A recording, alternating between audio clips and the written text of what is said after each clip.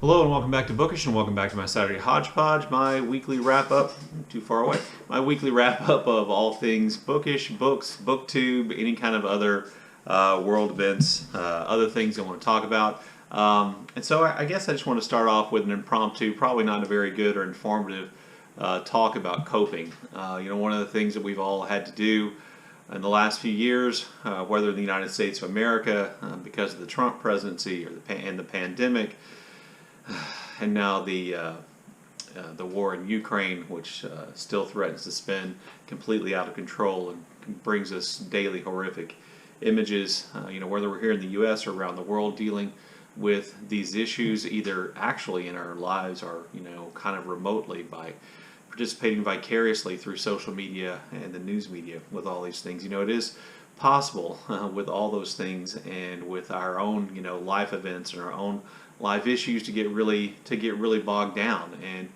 to feel like reading or making videos is comparatively silly and somewhat inappropriate and out of place and out of time in terms of what we should be doing, and the feeling we should be doing something more I think is common for lots of us. And I just wanted to say that there is no wrong way, I think, of coping with this that doesn't involve harming yourself or harming other people. If the way in which you cope with it is by talking about the issues in your videos, then I think that's great. Certainly I do that, and I talk about political issues here on my channel with some regularity, and world issues as well. If that's what helps you cope, then that's great. If not talking about it on your channel helps you cope, that's great. If reading helps you get away and distract you, that's great. If seeking out ways in which you can actually helps you cope, then that's great. It's tempting for people, I think, who I guess I would count myself among, who are kind of somewhat politically active and pay almost constant attention to world events and things like that. It's tempting for us to feel like that more people should be paying attention and more people should be speaking out and more people should be saying things. And to be honest with you, I can't help but feel that way. But at the same time, the reality is that's not something that everybody wants to do. And I can't tell you that me speaking out or other people speaking out and saying things more often is actually making anything better than people who essentially are aware of what's going on and choose not to, wallow in it and choose not to make it a part of kind of their daily existence. I'm pretty sure that one of those is not necessarily better than the others, and one is not more virtuous than the other. So whatever you're doing to cope with what's going on in the world, what's going on in your own life, I just wanted to tell you that that's perfectly okay. And not that you necessarily need me to say that, but I felt like that was that was something I wanted to say. That whatever level of involvement you are is perfectly okay, and whatever you're doing in your own life to cope is perfectly okay, as long as you're not harming yourself, as long as you're not harming others. What you're doing is okay, and what you're doing is enough. Sometimes all we can do is take care of ourselves. So I wanted to make sure I said something about that. I'm not sure how useful that was, and I'll leave a timestamp. You can skip over my rambling here and get to the bookish content, because maybe that's what you'd rather see. So booktube wise or book wise, I just want to do my February wrap up and then kind of my March TBR this month. So in terms of my February wrap up, almost all of my reading that wasn't BookTube prize reading was Black History Month reading. I do take Black History Month seriously on my channel. I make a series of videos. Oftentimes I read books by and about black authors, and I attempt to acknowledge the month in other ways as we go along as well. So that was true of my reading, except for my BookTube prize reading. As I said, I read 3 of my 6 BookTube prize books in February. I wish I'd read 4th, because I feel like I'm a little behind right now. And I have to say, and I'm not one of those people who shares what group I'm doing, I am reading nonfiction. And the first 3 books I read in my group, I would just say were underwhelming. I think that's how I would describe them. I have started the 4th, and it is looking much better. So hopefully the other 3 books after reading my BookTube prize group will be excellent books, and I'll have the dilemma of choosing which excellent book to rank first. But My other reading was really concentrated on Black History Month, and I think I've talked about all these books on my channel so far, except for one. So maybe I'll spend a little more time on that one. I started off by reading historian Annette Gordon Reed's Excellent on Juneteenth. And found out that Annette Gordon Reed and I have a lot in common in terms of where we grew up and the society in which we grew up. She's from East Texas. I'm from East Texas. And on Juneteenth, I thought was just an excellent meditation on the progress or the lack of progress of civil rights and history and how we should view things through a historical lens and how history works. I just thought this was really good. It's a very slim volume. I read the incredible The Trees by Percival Everett, a kind of satiric, almost otherworldly play on, that would be the wrong words, or kind of flipping of racist violence and the history of lynching in the United States, which I just thought was pretty much note perfect all the way through. In terms of switching the roles and juxtaposition of ideas and issues and kind of framing the issues of lynching from a different point of view and forcing people to kind of maybe rethink how they think about those historical events. I just thought it was really great, and so I will be reading more Percival Everett coming up soon, but that was excellent. I also finished the 1619 Project, the controversial kind of collective work of history, which was the brainchild of it, edited by Nikole Hannah-Jones. I thought this was very, very good.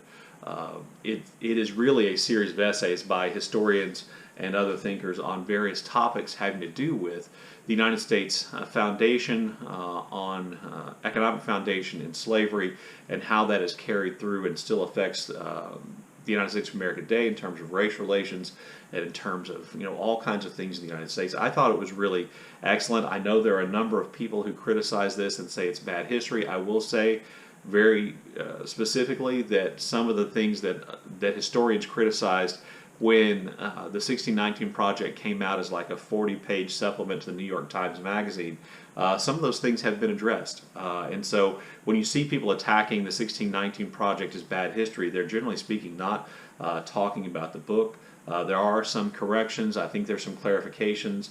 This can go into greater depth on topics than the newspaper article did. I think it's just a great corrective. And I'll say again what I said when I did a longer review of the book on another Saturday. What's valuable about the book is forcing us to look at things from a different point of view. It's not necessarily that you have to read the book and agree with every single thing in the book, but as a corrective in terms of history, it is incredibly valuable then to perhaps view the lens of American history in a different, or view American history through a different lens than we do traditionally. And this book is excellent at that, and I think it raises a number of incredibly important issues, and it should hopefully force us to rethink once we get out of this right-wing reactionary panic about changing American history.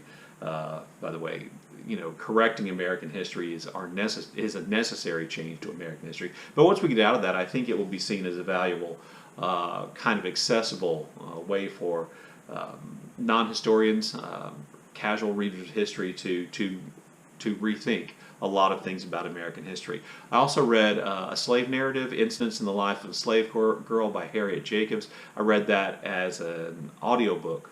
That was actually an audiobook I listened to from LibriVox, which has, I think, almost most of the major slave narratives are there, and LibriVox is free. That was really powerful and moving, and I think I mentioned, if you want to get a real idea about how slavery worked in the South, that is a corrective to the lies presented in Margaret Mitchell's book Gone with the Wind, then reading these slave narratives and narrative and Incidents of the Life of Slave Girl is an excellent choice. Reading these slave narratives is a really valuable corrective.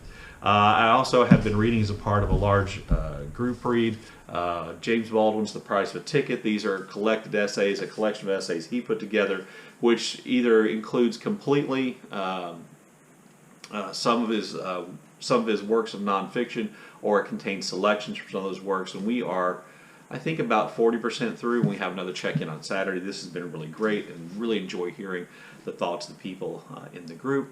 And then I also finished, right here at the end of the month, I finished The Last Thing You Surrendered by Leonard Pitts. This is a really sprawling, epic work of historical fiction set during World War II and involving essentially an African American woman and her family and a white man and her family and his family from Mobile, Alabama, and the ways in which their lives intersect and touch. And it contains some of the most brutal depictions of racist violence I think you're ever going to find. So much so, and I'm not one of those people who shies away from reading about violence or things like that in my fiction or nonfiction, but so much so that during the depiction of a lynching, I was actually actively wishing that description would come to an end. Not because it was excellent, because it was just so disturbing and so detailed and so gut-wrenching. And so I did finish this book, which I felt pretty proud of myself because I got it done before the month was over, and it's about 500 pages long. And a lot of people on BookTube have praised this book and think this book is great. And I will just say I thought the book was very good. I wish I had liked it more, and I feel I feel kind of bad about this, but for some reason, maybe in my head, I expected it to kind of blow me away in a way that it didn't. But I wish I had liked it a little bit more. There were some issues that I had with it. Maybe just because the way things are, I felt the book ended or was pointed towards a little bit more of a hopeful resolution than I believe we actually got from the civil rights movement, and we have to continue working for. Maybe it's just a little bit too. Maybe the ending just seemed to work out a little bit too perfectly for me, and I was feeling cynical in February, but I just didn't quite love it the way that I thought I would. And then again, I said I read the 3 BookTube prize books, maybe also my reading of the 3 BookTube prize books that underwhelmed me. Maybe that's also a result of just kind of the certain feelings I have about what's going on in the world, and the fact that I was reading other very serious books about people with actual problems and struggles. But anyway, there's my reading. For February, my TBR for March. Of all the March events, the one I decided to participate in this year, in some ways, March Mystery Madness. I was hoping that in March I could read mysteries and kind of submerge myself in the world of reading mysteries, and that would be kind of a good escape from world events and other things going on around the world and in my life, and I still hope that will be true. This is one reason why I wanted to finish 4 BookTube prize books in February and not just 3. It would leave me more time to read mysteries. That didn't exactly work out. But I am going to read at least 4 mysteries this month. Now, the March Mystery Madness, and I'll leave a link to Jen from Remembered Reads because she is one of the hosts of March Mystery Madness that I interact with the most. I'll leave a link to her announcement, but the theme or the prompt, I guess, for March Mystery Madness is 2 by 2, where you're supposed to pick things that are in pairs or 2. So I figured out a way to kind of force my reading choices into that idea of 2 by 2. So there are 4 mystery novels I'm going to read for sure. The first I'm going to read is an Agatha Christie, and I'm going to read that. That novel is Endless Night. I'm doing a buddy read with Marilyn Maya Mendoza. This is our first buddy read. If you don't know Marilyn, you don't know Maya, you should definitely go check out her channel. Really looking forward to getting to read this with her. This is only my second Agatha Christie novel, and I know Marilyn reads a lot of Agatha Christie, and so I'm looking forward to her insights. We'll be reading that, I think, the last half of the month. But Endless Night is one of my books, but Endless Night by Agatha Christie is one of the mysteries I'm going to read. And I've already started Whose Body by Dorothy L. Sayers. This is the first of the Lord Peter Wimsey mystery novels, and so I'll be reading that this month as well. And I'm going to call that 2 by 2 because those are 2 classic British female mystery novelists, Agatha Christie and Dorothy L. Sayers, so I'm reading 2 of those. I also am going to be reading another Maigret novel, which were written by Georges Simenon. I'll be reading, I think, this month, The Carter of La Providence. I think that's the title of it, which I hope is set in Paris because it will work with my 2 by 2 idea. And then I'll also will be reading Innocent Blood by P.D. James, which I've said I was going to read, I think, for the last 3 months. I also will be reading Innocent Blood by P.D. James. It is one of her mystery novels that is not a Adam Dalgliesh novel, and it's not involving the character who is in the main character in her series that starts with An Unsuitable Job for a Woman. So I'll be reading that. And I hope that one's set in London, because then my 2x2 works out, because I'm going to call these my Tale of Two Cities books, one in Paris, one in London, and kind of connect it through Dickens' Tale of Two Cities. Anyway, those are my March Mystery Madness reads. I will also be reading my 3 BookTube prize books and hoping they get better, and I will be continuing the group read with the group that Kazan has set up of James Baldwin's The Price of the Ticket.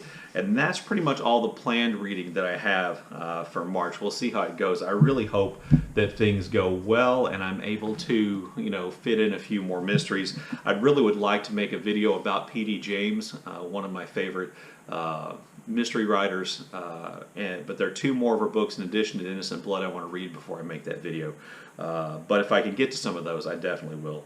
The last thing I want to talk about in my video today is I just wanted to talk about BookTube community builders. One of the things I think is great, one of the things everybody says about our part of BookTube is that for the most part it's drama-free. People get along. We concentrate on books. The people here actually form friendships and they care for each other, and that's absolutely true. And there's some people in our community who do more than others on those on those lines. So just real quickly, March is a month in which there are lots of community things. There's Middle Grade Madness, there's March Mystery Madness, and there's March of the Mammoths, and I think this might be Herstory month as well. I can never remember, but one of the great things about BookTube that I think a lot of people, maybe when they first get involved, first think about getting involved, that they don't really understand, I think, maybe the full importance of, is participating in some of these events. You don't have to do all of them, even though there's a temptation to do that. But by participating in these events, you kind of become part of the community. You feel that sense of community, where you're all kind of reading the same kinds of things, you're all going through the same kinds of things. I think that's really important. So a full shout out to all those people. I'm not going to list all the people who start those events. You can look up, March Mystery Madness, and it will take you to the videos of people who are responsible. Same thing for March of the Mammoths, even though I know that is, let's see, I know Lukas from Cruel Reader's Thesis, and Jason from Old Blues Chapter and Verse, and Al from Big Al's Books. I think those are the 3 primary sponsors of March of the Mammoths, which is about reading big books. And like I said, I know Jen is involved with March Mystery Madness, and you can look up the others. But please, participate in these things every once in a while. Don't stress yourself out on participation, but participate in these things every once in a while, because it is a real part of the community. I think the community is what is the most attractive part of this part of BookTube. And I just wanted to shout out some things also that are going on right now, or some other BookTubers. I want to shout out MJ from Reading This Live. She has a relatively new channel, but she does like a small BookTuber shout out, which I find to be incredibly valuable, where she literally shouts out the channels of small BookTubers. Sometimes these are BookTube channels who only have 50 or 60 followers. And one of the great things I think about BookTube is finding those new BookTubers and adding them to the list of BookTube channels you watch. And by shouting these people out, MJ does a great service to people like me and helping me shortcut to finding new BookTube channels, new BookTubers who I may want to support. So I'll leave a link to MJ's channel below. Also, Noah from Everybody Who Reads Must Converse. He is well known, in this part of the BookTube community, but I don't think enough people appreciate what he does. Every Friday, and I don't always get to remember to go or always get to go, but every Friday Noah does a live in which he kind of talks about, he has like a subject for the live, but the comment section, the chat that goes along with this video is lively and fun, and all kinds of people participate, from really huge channels to really small channels, and it is I just think it's a great community event. And Noah is really committed to our BookTube community, so I wanted to make sure I shouted him out for that. I also noticed that the Bookish Bryants and Steve Donahue are doing a read-along, kind of a group read-along, and they did a live, I think, last night of the Belgariad, David Eddings, I think they're 5 books, if I remember from my teenage years. There are 5 books in the initial Belgariad. I believe they began a read-along of that. Those kind of things are great too. I know I didn't mention everybody in this, and I'm sorry, but I did just want to shout out some people who I've been seeing working on, or who I believe are important in building our community, and kind of reinforce the idea that's really important. Anyway, there you go. There's my Saturday Hodgepodge for this week. I look forward to your comments in the comment section below, and as always, thank you for watching.